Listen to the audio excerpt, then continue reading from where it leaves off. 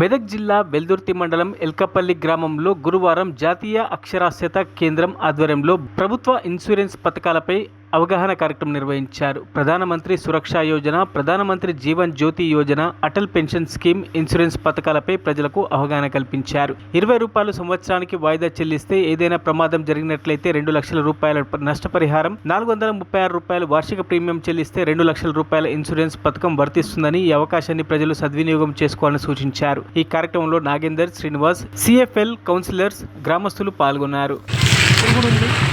అయితే ఏంటిదంటే ఈ రోజులలో ప్రమాదాలు బాగా జరుగుతుంది. ప్రమాదాలు అంటే యాక్సిడెంట్ కావచ్చు, మామూలుగా కూడా అనుకుంటుంది. అయితే ఏమవుతుందంటే ఈ ప్రమాదాలు జరిగినప్పుడు ఎవరైనా ఇన్సూరెన్స్ కట్టుకోరనుకో, ఇన్సూరెన్స్ కట్టుకోరనుకో, చనిపోయిన వారు ఎవరైనా ప్రమాదంలో చనిపోతే 20 రూపాయలు కట్టుకుంటే, సంవత్సరానికి 20 రూపాయలు కట్టుకుంటే నామినీకి అంటే ఉన్న వాళ్ళకు 2 లక్షల రూపాయలు. ఇప్పుడు ఎక్కువ ప్రమాదాలు జరుగుతున్నాయి.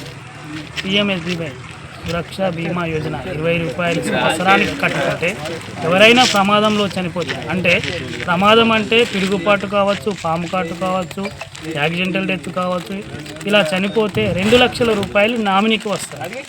మరియు జేజేబీఐ జీవన్ జ్యోతి యోజన 436 రూపాయలు కట్టుకుంటే సంవత్సరానికి 2 లక్షల రూపాయలు నామినీకి వస్తాయి. నార్మల్గా చనిపోయినా సరే, గుండెపోటు వచ్చిన మామూలుగా చనిపోయినా 50 సంవత్సరాల లోపు వాళ్ళు ఇది కట్టుకుంటే నామినీకి అంటే ఉన్న వాళ్ళకి యూజ్ అవుతుంది. కాబట్టి అందరూ ఈ అవకాశాన్ని సద్వినియోగం చేసుకోవాలని కోరుతున్నాము. సిఎఫ్ఎల్ ఎల్దుర్తి నుంచి మేము వచ్చాము.